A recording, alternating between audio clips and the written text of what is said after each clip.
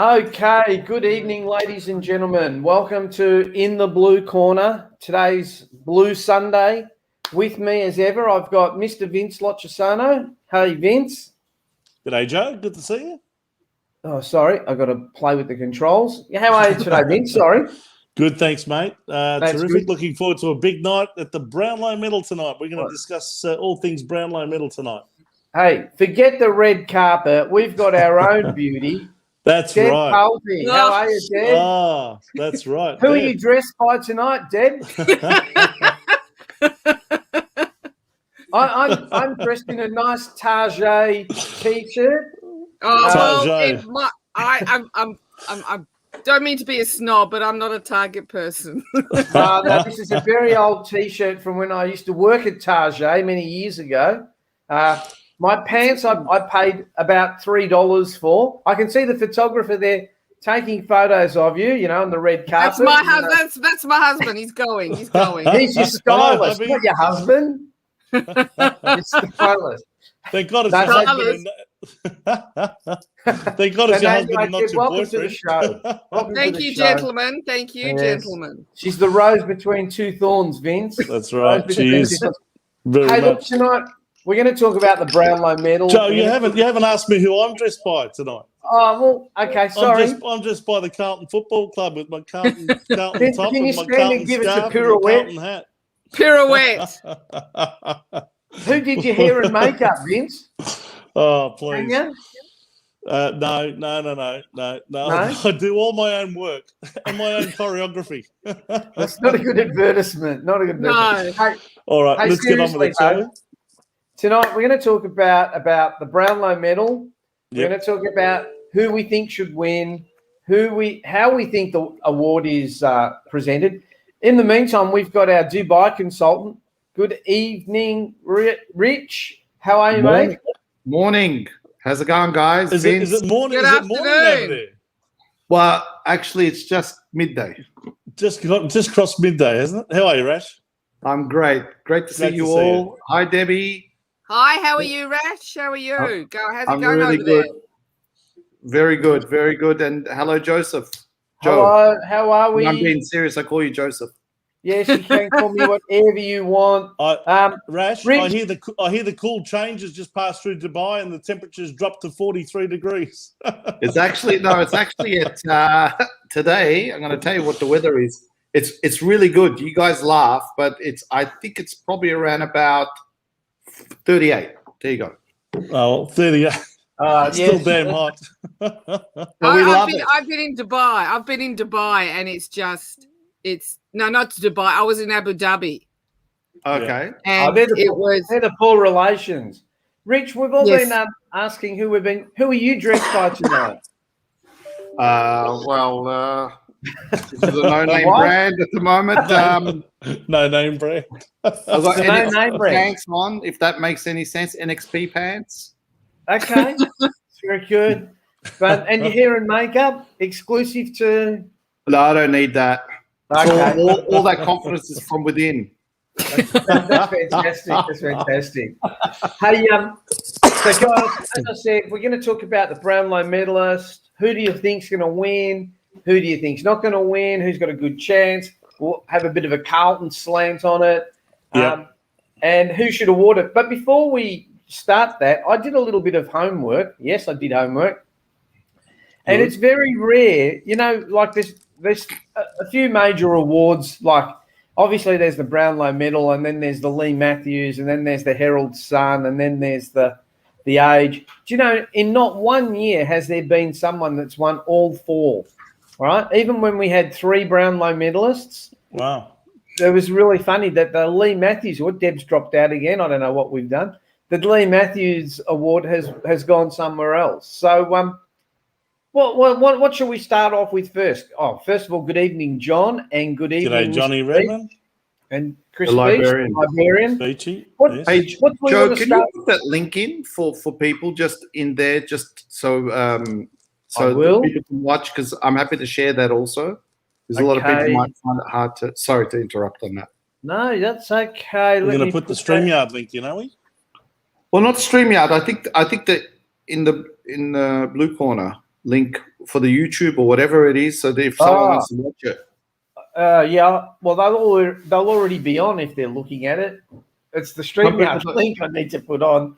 All right. But guys, let's start first. Let's go with. Hang on, Deb's coming back. I don't know. I have no idea what's going on there. I just got. That's okay. That's okay. So, first of all, who do we think should be awarding the votes? So I'll start with the lovely Debbie first. Deb? You mean who should be awarding the actual medal? Yeah. Do you think it should be the umpires or should it be awarded by someone else?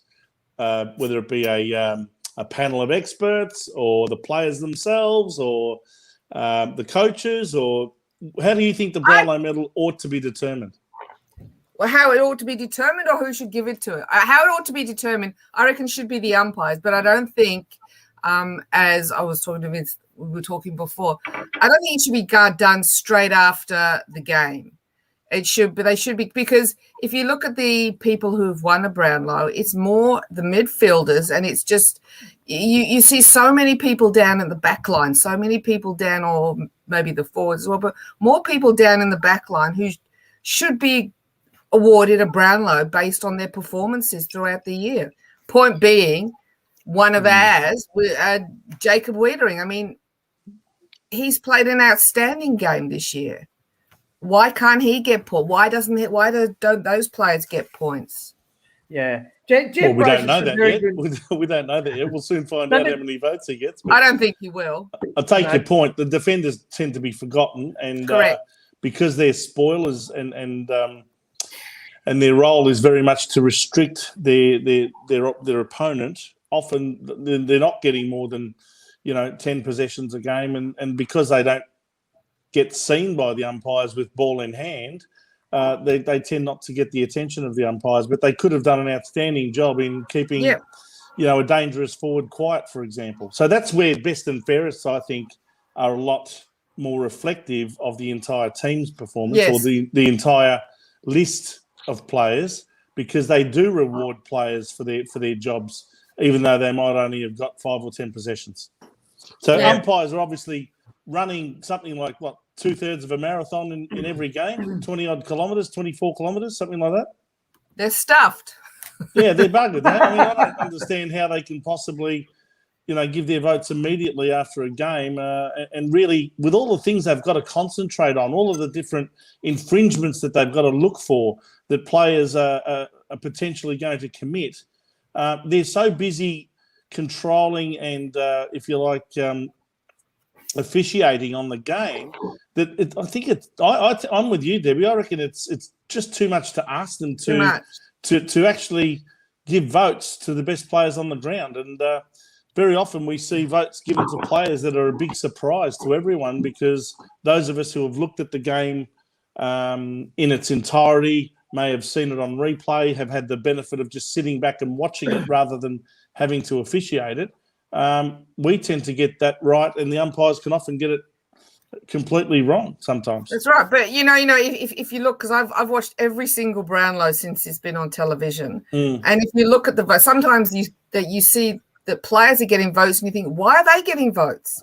There was another player that was actually outperformed on the night, but another player is getting votes. I don't understand it, because I think they're doing it the wrong time. I've even seen votes given to 2 players that were playing on each other. So one of them might have got 3 and the other one got 2. Yeah. Because they both one got 35 possessions and the other one got 30. Well, technically, they might have been good players in terms of getting the ball, but they weren't necessarily accountable to each other, were they?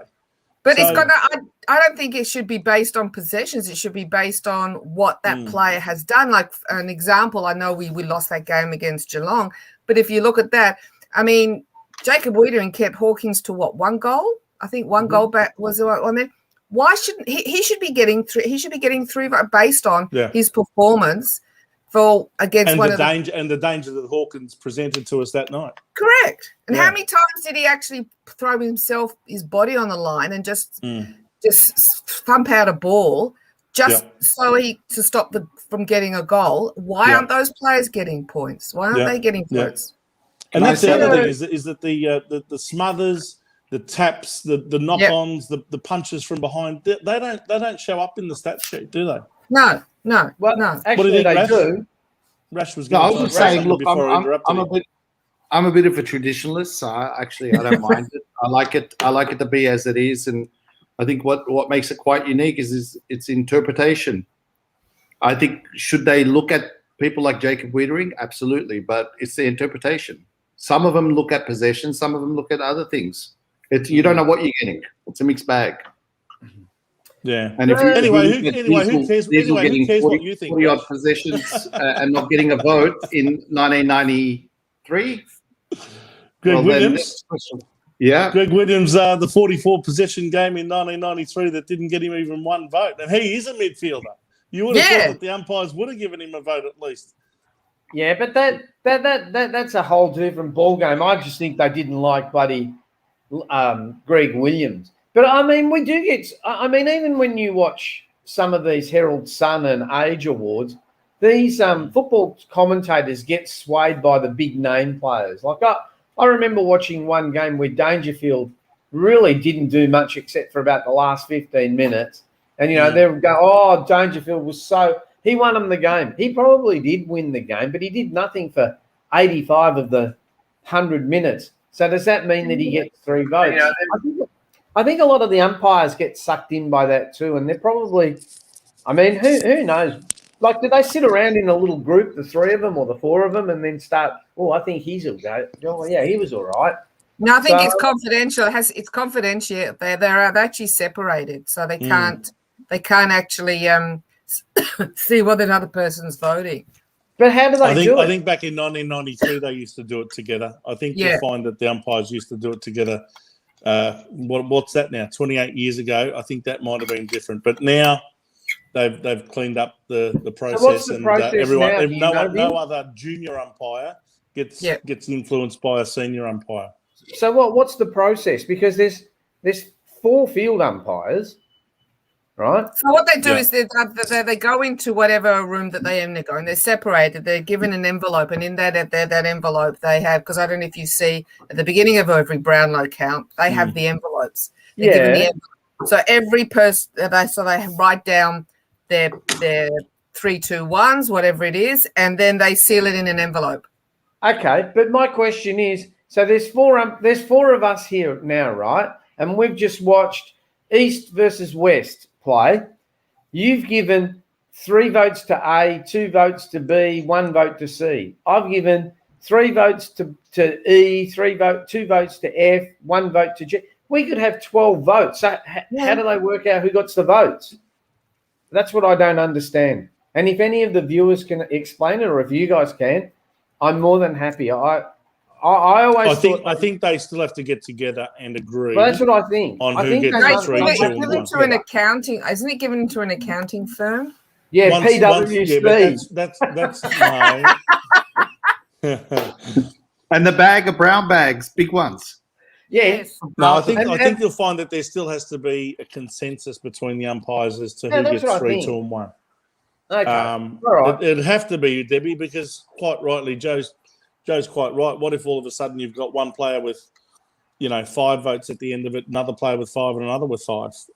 I mean, the classic example is 4, 4, and 4. Actually, it would be. Sorry, Vince, to interrupt, but I mean, have a look at the Norm Smith medalist. I mean, there's normally like 8 or 9 players that are listed. So I'm sure that, unless someone like Dustin Martin has just dominated, which he does, or but now there's been some good footballers that have won it, and there have been some ordinary footballers that I would say that have won it. My mind goes back to Shane Woden, actually, who, based on that, got a fantastic contract and then got traded to Collingwood.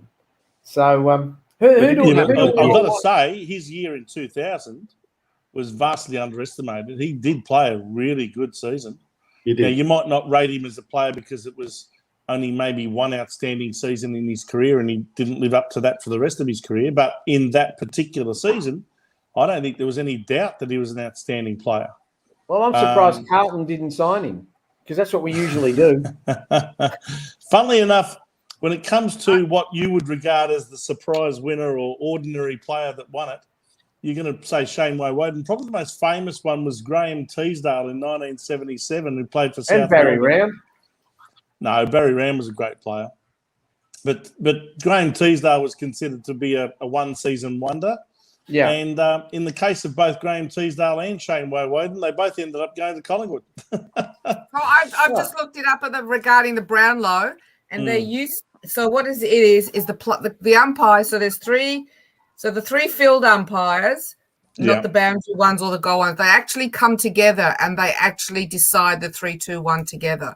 They did do it the other way where they were all separated, but that caused too many problems. So they actually come together and decide on the 3-2-1. Do you think they grab a couple of beers and some chips and sit around having a drink and discuss it? What do you think? I honestly think that the umpires should be given an opportunity to view the game in the cold light of day the following day. I really believe that they are so busy officiating the game, physically exhausted. That would probably make them mentally exhausted as well. And really, I do believe that if they had the opportunity to view the game as a replay, within 24 hours of that game being played, they should have their votes in. And that's how I would do it. Yep. Yeah, that sounds logical. And they can discuss it amongst themselves, 3-2-1 and all that, and then put the votes in. Yep. Yeah, okay. So now that we've changed the world on how it's going to be awarded, who do you think it's going to be awarded? I'll start with you, Rash. Sorry, I just put myself on mute because there's something in the background. But I think Bontempelli. I'm going for Bont. So are you a betting man, Rash, or nope? No. Okay. If you were, you would be betting Bontempelli. Can I ask Absolutely. why? Why I just think he's had a great season, and I think the coaches' vote, the MVP, is a really good reflection. I know it could be different than the umpires, but I think it's, for me, I think that's more important than Brownlow personally. But okay, I guess it depends if you win the Brownlow, Rash. That's when it becomes. Yeah, I know. You win it, then it becomes more important. If you don't win it, you're like, who cares? Dad, Yep. what do you think? Who's going to win the Brownlow? I actually agree with Rash here. I think Bontempelli is going to be really hard to beat, but it wouldn't surprise me at all with Petrarca or Ollie Wines if it comes either very, very close down to 1 point or even a draw. It would not surprise me. Are you saying we might have multiple Brownlow? We might. Could be. Yeah, it would not surprise me because I think it's very, very close. I mean, I think who'll come fourth or fifth. You've got Sam Walsh who'll come fourth or fifth. So you could get a player from a losing side could pop very high. But I think I'm with you, Ash. I think Bontempelli is going to be hard to beat. Well, it's really funny. We've got a few here. Gina, hi Gina, up there up on the border. She's saying Steele. I think she means Jack Steele. He spells his name Steele from St Kilda. Yeah, double ELE from St Kilda will fly Jack home. Steele. Yeah. So that's Jack Steele. So thanks for that, Gina. Lana has agreed with Deb and Rash. She's saying Bontempelli. From Clayton Oliver from Melbourne, so he'd to come second. Gina's having a couple of goes here. Now there she's gone. Gina, we're talking about what player you think's going to win, not what your favourite drink is. Yeah, you didn't put well, she is from up on the border there. She didn't put whether it was red wines or white wines or port wines. But I think this year's Brownlow is going to be a really exciting one because it's going to be so close. Whereas last year you knew the outright winner well before the end of the season votes. I think this year's going to be a really good one because I think we're going to see close votes. Because there was an article in one of the papers today that actually had what they think the votes are going to get. And you're going to have a player like Sam Walsh get 28 votes. And you're going to have the winner getting 32. So I think it's going to be really close. Yeah. Look, I don't see enough of all the games. So, Vince, what do you think? Well, I think for starters, I just want to make this point that I think sometimes we get carried away with players who are really playing fantastic football. They're still only going to get 3 votes. And even in a game where it might be an ordinary game, like a lot of the ones that Carlton have played this year, let's be honest, have been very ordinary games. They still have to elect someone to get the same amount of votes as the guy that might have played in the Melbourne Bulldogs game, who's got 35 or 40 possessions, or played an outstanding game. So I'm actually predicting, and I know this sounds biased, and it probably is, I'm actually predicting that Sam Walsh is going to win because he is going to poll in that many games, especially the ones that we won in, but also in a lot of games that we didn't win in, because he was an outstanding player on the field, even in comparison to a lot of the opposition players. So when you stack up his statistics and how much he got the ball and what he did with the ball, and when you look at his highlights in a particular game, even if it's a game that we lost in, he's still going to be impressing the umpires from the opposition point of view. Whereas the team we're playing might have 3 or 4 different ones that are all playing their role in that particular game, and they might get 2s and 1s, but they still might give Sam Walsh 3. So I actually think Sam Walsh will win the Brownlow with 30 votes. And you heard it here first. It feels like when Chris Judd won in 2010. No one predicted it, no one at all. But he ended up winning comfortably from I think Gary Ablett might have got 24. Or 26. Yeah. Sorry, I think Judd got 30 and Gary Ablett got 26, and Dane Swan might have got 24, and he was the favourite, Dane Swan. So a lot of games that Judd polled in were games that we lost, but he was the outstanding player on the ground. And in that year, he was very much the outstanding player for Carlton. There weren't too many others taking votes off him. And that's what I think will happen with Sam Walsh tonight. There will be very few players in our team that take votes off him. At the most, I can see Harry Mackay winning probably second position on the Carlton table, because he's had some very good games that have swayed the result our way. You know, he's kicked his 4 and 5 sometimes. So I think he will poll. But, I think it'll be daylight to the others. Yeah. And so, therefore, I think Sam Walsh will get pretty close to 30 votes. I'm predicting Petrarca second and Bontempelli third, purely for one reason only, and one reason only. They're both Italians. Yes. Only kidding. But I might as well go with that. And I think Ollie Wines will be right up there for Port Adelaide. And the other one is Clayton Oliver, the redhead. I always look for things that physically, from an appearance point of view, will stand out to umpires. If you have a look at some of the Brownlow medal winners over the years, a lot of them have had that sort of thing. I think back to Shane Crawford with his peroxide blonde hair in 1999. Shane Woden was the same with his peroxide blonde hair in 2000. Ackermanis in 2001. Yeah, it's amazing how something that stands out. Adam Cooney for the Bulldogs in 2008 had that shaggy blonde hair. Gary Ablett, well, purely because of his shining bald head. But, something physically about the Brownlow winner normally stands out. So just keep an eye out for those players that have got something that stands out about them, physically or visually. Interesting. Vince, you raised something earlier, which I remember when I was growing up, right, that you'd always have someone from a bottom team winning because they'd say, people don't take votes off them, like the Gary Dempseys and all that. Remember, you'd never see a top team. Do you think that still applies? And I'll put it out to all of you. I mean, like you've raised a good point about Sam Walsh. Other than Patrick Cripps probably in the past and Harry Mackay, maybe Wiedering, but he's a defender. He doesn't seem to get it. Whereas the other thing to consider, Joe, is that it is also meant to be not only just a reflection that the umpires give votes on the best player, but the best and fairest. Correct. And Sam Walsh is a very fair player. You never see him argue with umpires. He just goes in. If he loses the free kick, he just goes again, second effort, third effort. And I think that impresses umpires. Yeah. And for a young 21-year-old, I remember when Chris Judd won his first Brownlow in 2004. He was 21 playing for West Coast. I can see a similar scenario here where Sam Walsh, was that 2004? wins his first of many Brownlows at age 21. Yeah, Chris, 2005, wasn't it? No, 2004.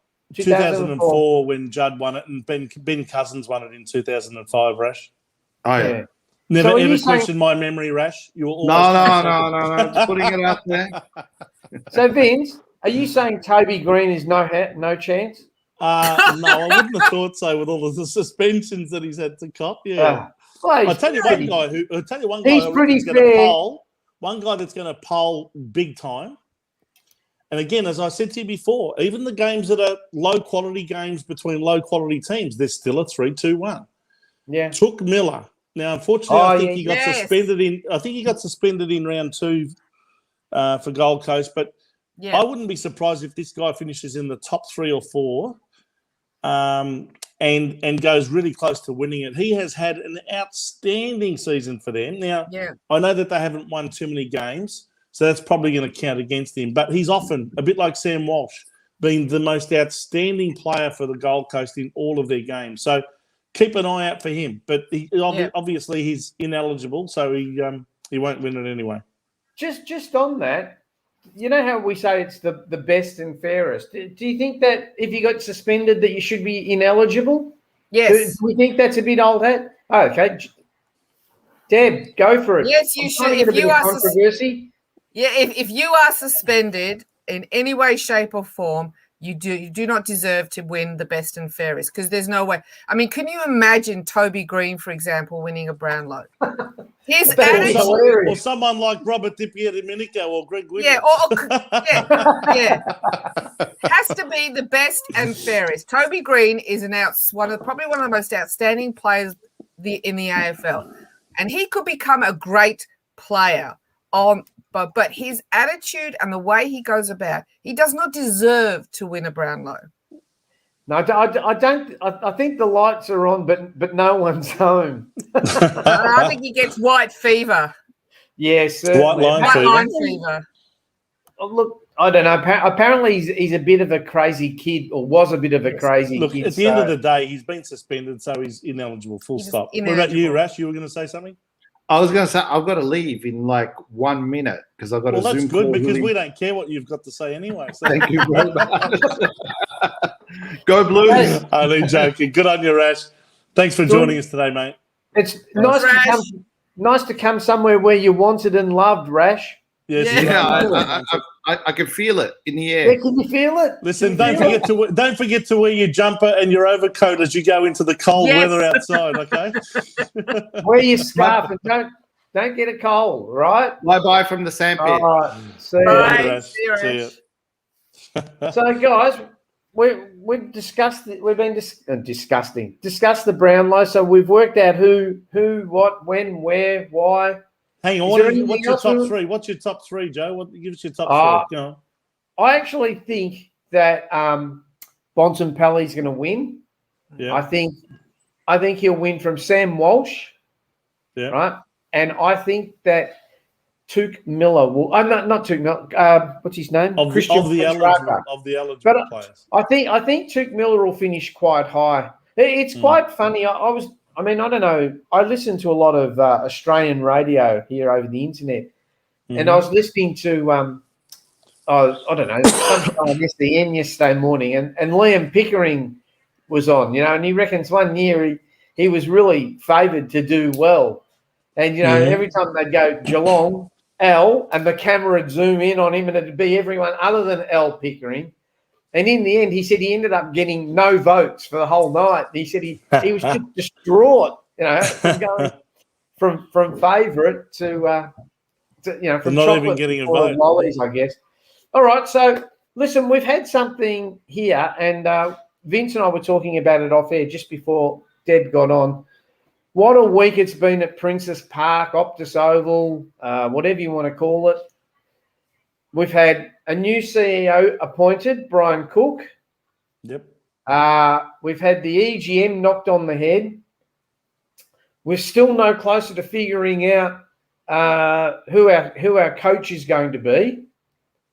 Yep. So, Vince, we've had one comment here from Lana. So what's your next move on the EGM? So, look, I'm going to hand over to Vince for about the next 5 minutes. We won't dwell on this too much. So, Vince, explain what has happened and what your Carlton now will be doing in the next few weeks. Before you do start, I just want to tell people, look, you may not agree with what Vince and his crowd are doing. My advice to you is when it comes to anything to do with elections, you need to do your own research. Don't just follow one person. Don't just follow another person. And don't just think, oh, wow, Luke Sayer's got Brian Cook. He must be okay. Okay? Because we've had 20 years of misery, and 20 seconds of joy does not overcover the 20 years of misery. So he may be the right person. I don't know the guy, right? But all I can tell people is I would suggest that you do your own research, as Vince has done. And Vince did his research, and he wasn't happy. And him and his group, the Carlton Now group, would like some change. And they're not trying to spill boards and do ruthless coups. They just want the members to have a say. So Vince, I'll hand over to you, and you can tell the paying audience about the Carlton Now and the EGM. Okay, well, what transpired this week, Joe, was that as members who are aware of this situation would know, we lodged a petition with the club on Friday, the 27th of August, and that petition was to hold an extraordinary general meeting of the voting members in order to get them to vote on essentially one motion. And the motion is whether they want to spill the board in order to create a democratic election of all 8 positions on the board, or whether they don't want that and they just want to continue with the existing board under Luke Sayers. So that's all we wanted. We wanted some democracy back at Princes Park. What's happened in the last 20-odd years is that, one president hands over to the next, hands over to the next, hands over to the next, and it's just passing the baton down from one person to the other, and the members have, to a large extent, allowed that to take place without any challenge and without any democratic vote. So I felt, and a lot of the people who are part of the Carlton Now movement feel, that it's overdue that we had some democracy. So that's why we prepared a petition. It was prepared by a legal expert in this sort of field, corporate lawyer, knows his constitutional law. He prepared a petition on our behalf, which the club within the last 24 hours of the due date came back to us with an email. In fact, it wasn't the club, it was their lawyers. Mm-hmm. And they wrote to me informing me that the petition that had been lodged at the club, in their view, was invalid. And it wasn't invalid on the basis that the members who signed it were invalid or that their signatures were invalid. None of that was challenged. So that's one thing to take note of. What they claimed was invalid were certain clauses within the petition, the way it was worded, the way it was structured.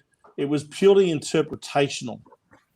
And that's what makes it frustrating, that what we feel has happened here is that the club has, rather than give the members their democratic rights to an EGM, they have sought to pick on some technicalities through their lawyers that they feel can be challenged in court, and that they feel therefore makes our petition invalid. So therefore they're not going to give us a meeting date.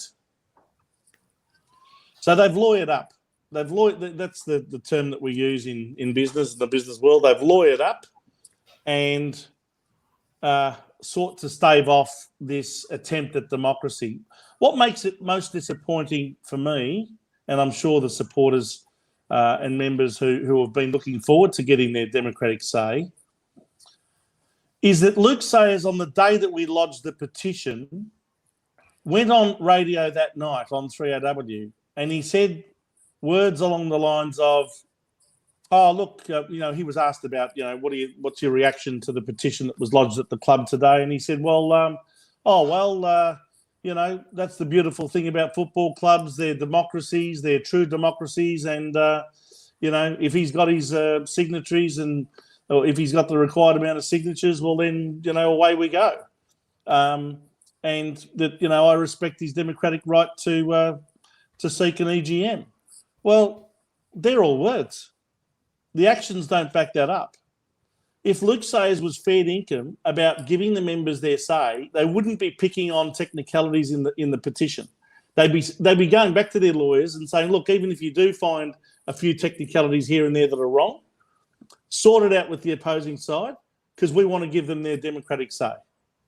We're not going to be pedantic here. We want to do the right thing. I've gone on radio. I've acknowledged that the members are entitled to their democratic say. So let's make that happen. But no, he has not once sought to do that. He's waited until, or the lawyers have waited until the very last minute to tell us that they don't believe that the petition stands up legally and it's ineligible or invalid, and therefore we're not going to give you a date.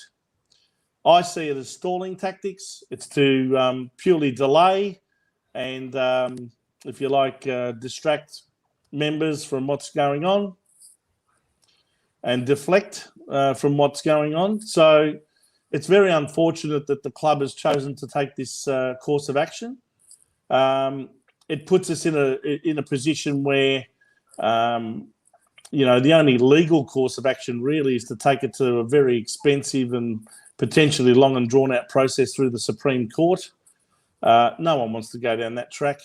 I would still today appeal to Luke Sayers to do the right thing by the Carlton members, give them their democratic say that you said that they should have on radio 3 weeks ago. Be a man of your word, show some leadership, and give the members their right to determine the direction of this football club from here on. If you, Luke, are the right person to lead the club and your board are the right people to take it forward as a board of directors, why don't you get that mandate from the members? Why don't you seek that mandate from the members, prosecute your case, and stand up for what you believe in? And if the members then back you, fantastic. That is the mandate that I believe that you need. And if he did that, Joe, I would not only applaud him for doing that, right, to throw open the 8 positions on the board and to allow people to have their democratic say. I would be, if he did win, I'd be the first one to shake his hand, and I would then publicly appeal to every Carlton member to get behind the board and support them with their agenda. But only if they get the democratic mandate from the members. But he's not prepared to do that. He's not prepared to put his presidency on the line in order to get that mandate from the members. And I can only assume, therefore, that getting the members to anoint him and his board doesn't mean anything to him. Yeah. Right? Because he's already got the presidency and he's already got his board in place, and he probably doesn't see the benefit in getting the members' mandate. I think it's a very important thing. It's a little bit like, should a prime minister just take over from some other prime minister and not get the mandate of the members at the next election? Well, I would have suggested that any leader should be mandated by the members that they're meant to represent, or the people that they're meant to represent. Deb, do you have a view, a point, anything to say on that? No, I agree totally with Vince. I mean, what people don't understand is they're so willing to get their egos stroked and follow Luke Sayers and his board and see the small little changes that he's made and assume that is what is going to take the club forward. But they're not doing their research, and they don't look under the surface of what this board is made up with, so to speak. So it's like they don't realise the 6 degrees of separation that Luke Sayers has with the people that he's brought in for the board. It's money that's brought these people on the board. It's connections to Luke Sayers that's brought these people on the board. They're all connected to Luke Sayers, every single one of them. And I agree that it's time that the members are sick and tired of what's going on in the past 10 years. The fact that we've had 3 coaches in the past 10 years. It's absolutely, it's no other club has been through this. We've got to stop it, and to think that people think that Luke Sayers is going to be the superhero to get everything back together and to make the club a better club. His statement saying that we're going to make finals next year. What happens if we don't? What happens if we've got this great guy in Brian Cook as the CEO, and who are we going to get as coach? We don't know. I still don't think it's going to be Alistair Clarkson. What happens if we don't make it? What's going to happen then? What is Luke Sayers going to turn around and say then? Well, do you know? I mean, I don't know the guy, and to be honest, I don't know anyone that's on the board. So,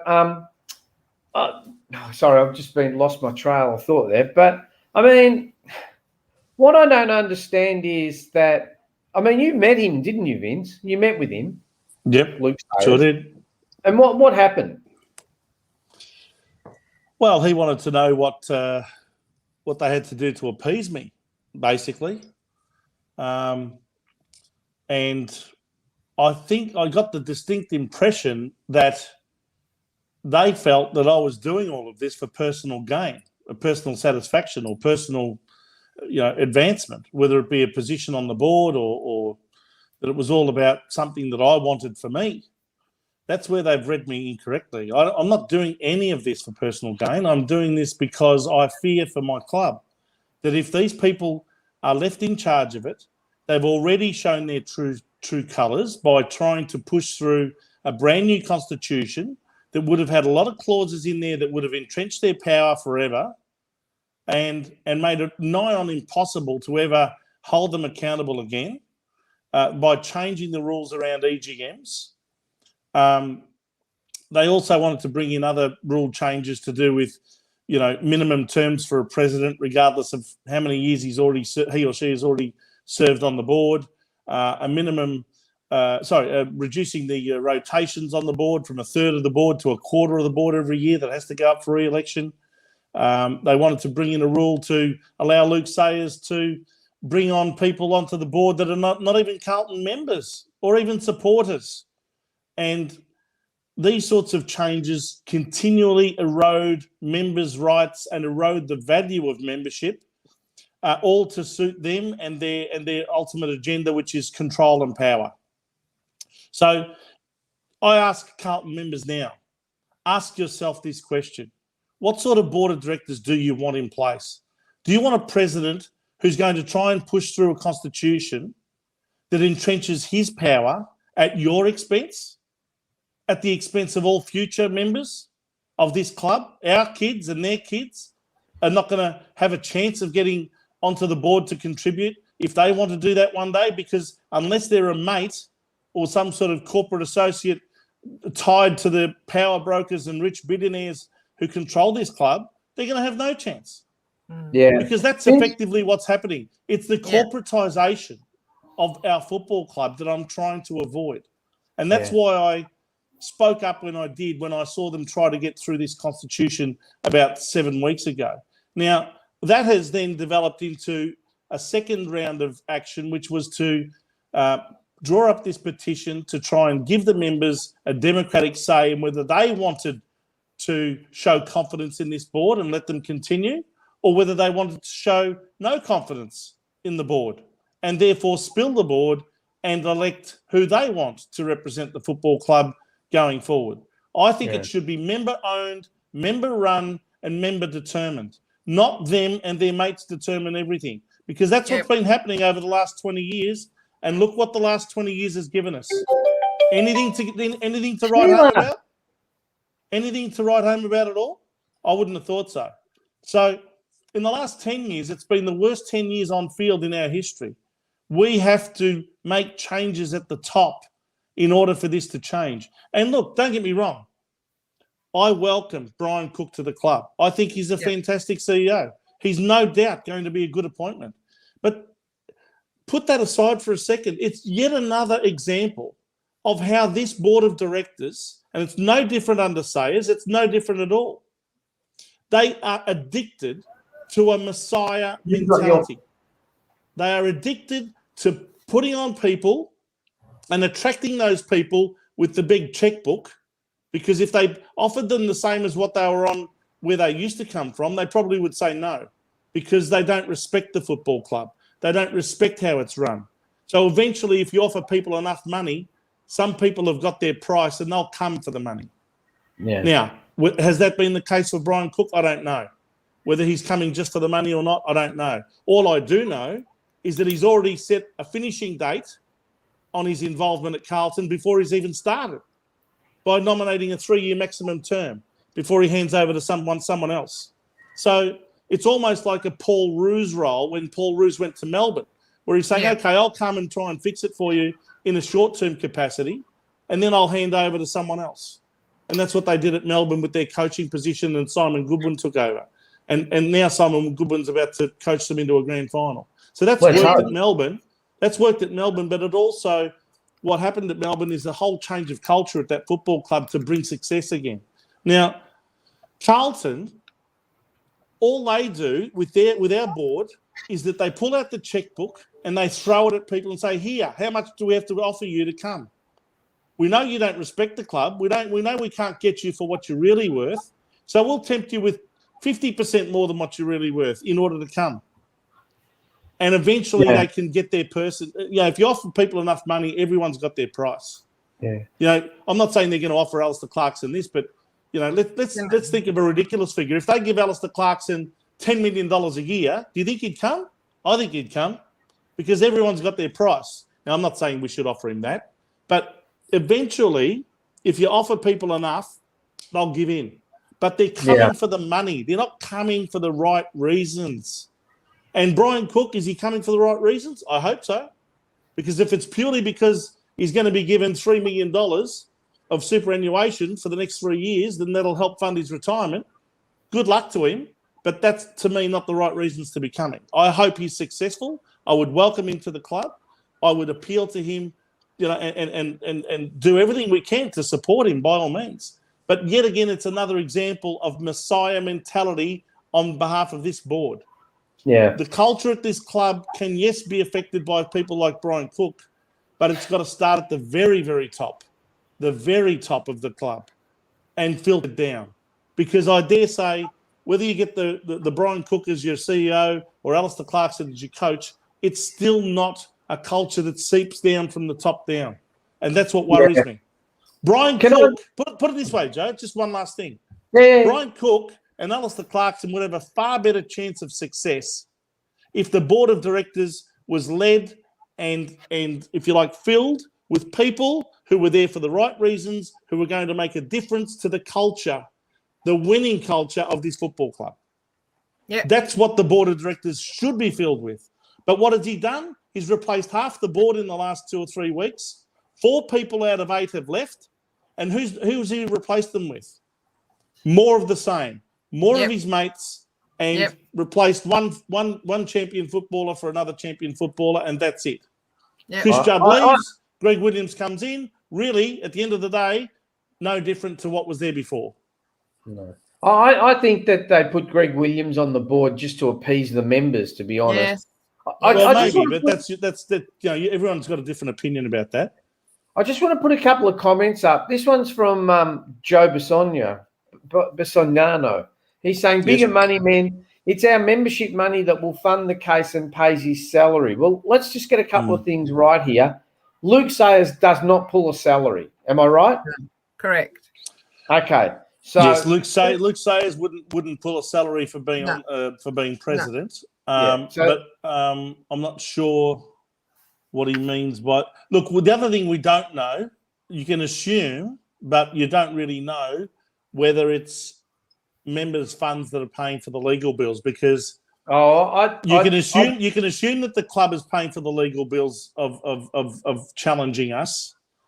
But for all I know, it could be, you know, Bruce Matheson from Gold Coast saying, here, use my lawyer and I'll pay the bill. So we can't really make that straight out allegation. No, I bet London till a brick that they'd be using. We can only ask the question at the annual general meeting: who paid for the legal bills? Was it the club or was it someone else? Whether you get a straight answer or an honest answer, I'm not sure. You won't get a straight answer. You won't get this. Hey, just a quick shout out to Adam Shaw in Tucson, Arizona. G'day, Adam. Nice to see you. Doing what you want to do. Great to see you. No, well, I can't. You have every right to be concerned with the club and the nerve of the board members to think your actions are out of selfishness.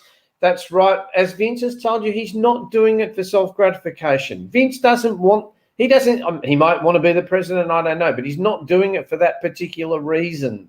He's not saying make me the president. Michael Ryan Clarkson will not be good for the club. Can we wait another 5 or 6 years? Look, I'm a bit concerned about all this throwing of big money at someone like Clarkson. Again, as Vince says, it's all short term. Does it? I'm sure he wants to coach, but he's already said no 2 or 3 times, and now they're just saying, "Oh, well, just stop. Go and offer him more money. Go and offer him more money."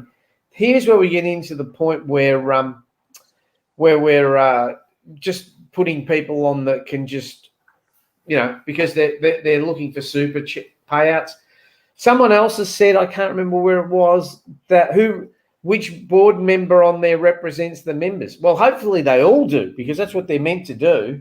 I think we might have even said last week, Joe, that another thing that bothers me about a couple of these board members that Luke Sayers has brought on that are personal contacts of his or part of his network is that you've got one of those people is actually a sponsor of the club. Correct. Yeah. And a financial, so he has a financial contract with the club, with his company. That is not an appropriate type of person. This is not a slight on his personality or his personal character. I'm not being personal with anybody here. I'm just purely talking about if someone is a sponsor, it's inappropriate for them to be on the board of directors. Correct. And the other person is a woman who, together with her husband, had some PR agencies that were sold to directors of the Carlton Football Club board. Yeah. And they have now parachuted her into a board position. And, the club is clearly feeding these agencies work. And even on the if you look up these companies, they've got the Carlton Football Club logo as a client. So really? Is that a well, there's a company, there's a business thing called Assembled, and on the Assembled directors and one of the council members is Luke Sayers. And then you have another one, a business group that also Lana, what's her name again? I forgot her name. Lara Carey. Lara Carey, she's on that. And then you have another group called the Assembled, which is a business group, which was set up by Priestley, and on that he's another new director on the board. Yeah, and also on that is Luke Sayers. So it's just terrible. Jobs for mates. Yeah, that's all it is. It's jobs for the boys. So the problem will be that if down the line, as Vince has said, I reckon this is just a short-term gamble that they're taking in the hope that next year we will make it into the top 8. And if we don't, what will happen? It's going to be they've taken such a huge gamble. It's going to be devastating for the club and its members if we don't make the top 8. I think it's sheer arrogance that what they're doing, without even considering the wishes and the requirements of the members. To assume that there are some members that want immediate, short-term success will not solve the problems at the Carlton Football Club. No. Yeah. And I must say, I must say, not that you shouldn't expect this. I guess every club's got them, but we talk about the board looking for people as a messiah, and that they're addicted to this messiah mentality. A lot of our own supporters seem to be suffering the same thing. That the minute there's a big appointment, I mean, I've never, to be honest with you, I've no doubt that Brian Cook's going to be a great appointment, but I have never seen supporters frothing at the mouth over a CEO in my life. Yes. I mean, really?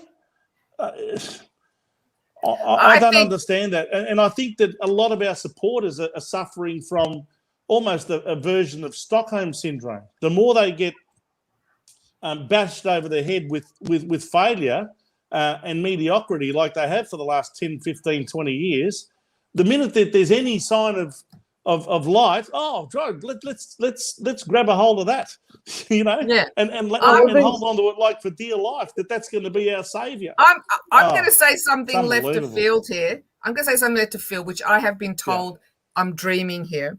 Mm-hmm. I would have had more respect for Luke Sayers and the board if they would have turned around and did the same thing Peggy O'Neill did and Brendan Gall did with Damien Hardwick after his second year as a coach, when there was also because they were down in the doldrum and they were losing and everything, that they turned around and they said, they got an EGM and a petition handed to them, and they turned around and said, no, we are going to give this guy one more year. I think we've lost Vince. Here we Keep go. going. I don't know what's happened. Beachy's kicked him off. G'day, Beachy. We're going to give this guy one more year, put everything we can behind him, fix the culture that's in our club, fix everything that's going wrong with our club. Yes, we are going to get members that are going to be upset why we're keeping him. Treat him with a little bit more respect. And then if he makes it to the top 8 next year, great. And if he doesn't, then at least coaches like Alistair Clarkson can turn around and say, you know what, we fixed the problems at Carlton. We haven't gone down the short route. We haven't gone down the knee-jerk reaction. Boom, this is going to work. Yeah. And we are going to be in a better place. Beachy. Yep. Good evening. Hello, Chris Beach. Nice to see you in your library. Good evening, everyone. First of all, I didn't kick Vince out. He must have just kicked himself out. Beachy kicked you out, Vince. I had nothing to do with it. It happens once in me every and Deb show. are innocent. It happens once in every show. I'm not sure why, but I don't know what happened there, but I digress. Hey, Beachy. Yeah. Just one thing. We had a Zoom call the other day. Vince will back me up here. Rash's library kills yours. He put up a picture at the back of him of all the books. So he's a Beachy wannabe. He's a Beachy wannabe. All anyway, right, let's get on to Come on, Beachy's Beachy. version because we've only got about 4 minutes left before we've got to we're going to go a little bit longer. It's all good. It's all good. Look, I've been listening to you guys this evening. They've all been some very interesting points. Don't get me wrong, Says has done some good decisions. Yep, that they need to be applauded. But as Vince has been saying, we need to make sure that this is done by the book. The members need to be informed. The members need to be approving this. So far, things like this don't always happen, and you can wonder why. So why do they decide to say, "Oh, let's do this now," rather than when it should have been done 15 years ago, for example? Yeah. Beachy, stop talking sense, will you? Talk some rubbish like us. Sorry? It's what I do best, Gus. I know. Anyway, I think we've gone into the situation enough. Look, I think someone asked me what are the options now, or what's the next move. What's the next step? We're assessing our legal options naturally. As I have just stated, Joe, I am not only on this program, but I will be publicly throwing out the challenge, if you like, to Luke Sayers to instruct his lawyers or the club's lawyers to find a way to make this EGM happen, to look at it and say, okay, if there are certain things about it that you're not happy with, let's discuss them and get them agreed to, negotiated, whatever the case may be, so that we do give the members their democratic say. If he was fair dinkum about giving members their democratic say, that's how we would approach it. Not to just find some loopholes in some interpretation of some clauses and say, oh, therefore we think it's invalid and see you later, we're just going to discard it. We're not going to give you your meeting. That's just trying to play legal games. If Luke Sayers was serious about what he said on the 27th of August on 3AW, he would give the Carlton members their democracy and schedule an EGM. And we would negotiate. I'm sure if both sides got together, we would easily be able to negotiate a way to make that happen. Yeah. So that's what I'm appealing to him to do. If he fails to do that, well, then we may very well look at another legal option that will take this further. Okay. Yep. All right. Well, look, guys, we've been going for well on an hour, and I'm sure some of you want to go. Why don't you ask Beachy quickly what his prediction is for the Brownlow? Come on. I was getting to that, Mr. Lochisano, if you don't mind. We want to give. Listen, hang on, Joe. Debbie told me before the show started, don't you dare keep me on this show for longer than 7 o'clock because I want to watch the red carpet arrivals at the Brownlow, and that starts in about 40 or 50 seconds from now. So let's get it going. Put on. So look so now Beachy, first of all, who are you dressed by tonight? Oh Jesus. Okay, first of all, these jeans are just your standard jeans, and this is just your standard jumper. There's nothing special about it. So Very you're good. Tajay as well. Yeah. BG, who's So, going to win? Who's going to win the Brownlow?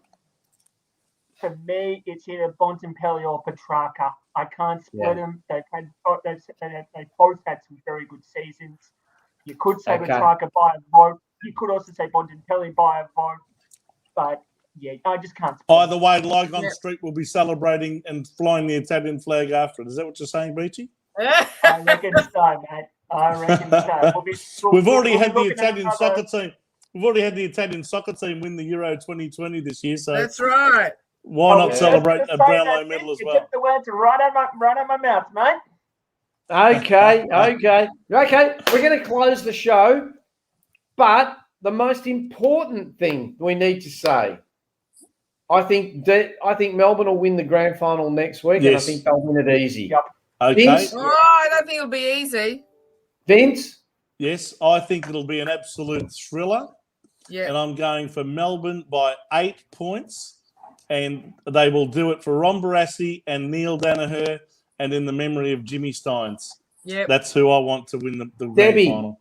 I agree. I think it's going to be. I think it's going to be a close game. I think it's going to be a game that was not like last year or the year before. It's a walkover. I think it's going to be a close game. I think there's going to be maximum probably 10 points in it, and it would not surprise me if Bont or even Wiedemann gets the Brownlow, not the Brownlow, the Norm Smith Who's that? Beachy. Bontempelli or who? or Cody. What's the guy from Melbourne? I always forget his name. Cody Waitman. Yeah. Beachy. Yep. Who's gonna win? So I say Melbourne. It'll be Yeah. between 1 to 9 points. Yeah. And if I agree with what Vince has said earlier. They'll do it for Barassi. They'll do it for Danaher. They'll do it in the memory of Jim Steins. But they're also going to do it for former captains like David Neitz, who is the Yes. leading goal kicker at the club. Yeah. For the club. Gary Lyon, David Schwartz. They're doing Yeah, it And for by the way, everyone. Joe, my prediction for Nathan the Norm Jones. Smith, my prediction, yes, Nathan Jones as well, 300 game player, the only one in the history of the club. I think the Norm Smith medal will be won by Clayton Oliver. Oh Okay. wow. I'm going for a Xavier boy because we're a Xavier boy. It'll be Bailey Smith or Luke Vandermeer. They'll do it Okay. for the Zags. And you reckon that the doggies are going to win, do you? No, but I think they'll just win the Norm Smith medal because they're Xavier boys. Yeah. So that All right. brings it close to the show. First of all, We've got I want our to. grand final show next week, and that will be at 8 o'clock on Sunday night, won't it, Joe? It will, yeah. We'll be resuming at the normal time, and I'll put everything up on the website and on Facebook and YouTube. But first of all, I want to thank Debbie for being on tonight. Deb, it's always a pleasure. Thank you, guys.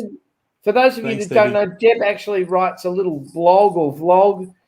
She'll be putting it up on the In the Blue Corner, but if not, I'll put a link to it. It's always interesting reading.